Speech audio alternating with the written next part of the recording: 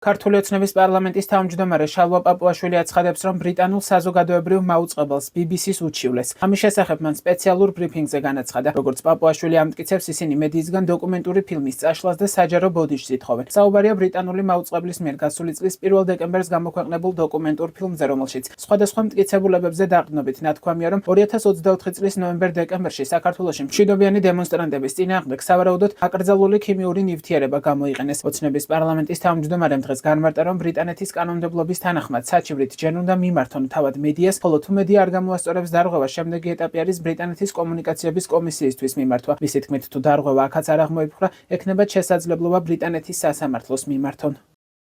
BBC-ს ცილისწამებული პუბლიკაციების გამოსვლის დღესვე ჩვენს მიერ გაცხადებული განზრახვის შესაბამისად პარტია ქართული ოცნება დემოკრატიული საქართველოს სახელით გუშინ ოფიციალური საჩივრით მივმართეთ BBC-ს. ჩვენი საჩივრით მოთხოვნილი გვაქვს. პირველი, ფილმისა და მასთან დაკავშირებული მასალების აღება შესაბამისი პლატფორმებიდან. მეორე, BBC-ს მხრიდან საჯარო და მკაფიო ბოდიშის მოხდა. ფაქტობრივი საფუძვლების გარეშე ვარაუდისა და მტკიცებისთვის თითქოს საქართველოს სამართალდამცავ ორგანოებმა გამოიყენეს კამიტი. ფაქტობრივი საფუძვლის გარეშე ინფორმაციის გავრცელებისთვის თითქოს საქართველოს სამართალდამცავ ორგანოებმა ფიზიკური ძალა გამოიყენეს იმ პირობებში, როდესაც შეკრებების მონაწილეები მასზე თავდასხმას არ ახორციელებდნენ. ფაქტობრივი საფუძვლის გარეშე გაკეთებული მტკიცებისთვის თითქოს ქართული ოცნების ინტერესები რუსეთის ინტერესებთან თანხვედრაშია.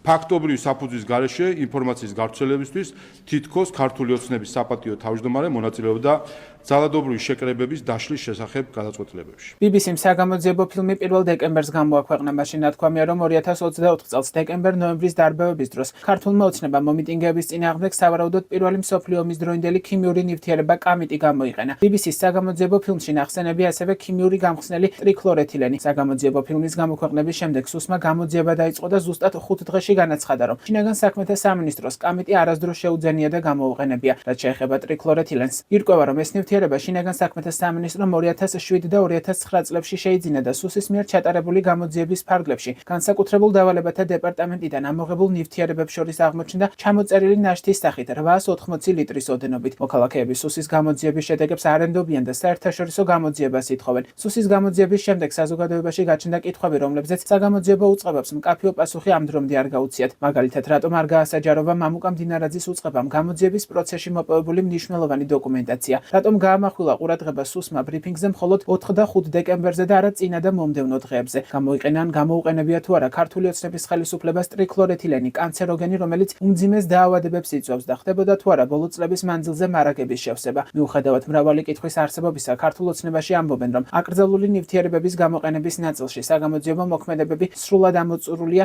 და თემა დახურული.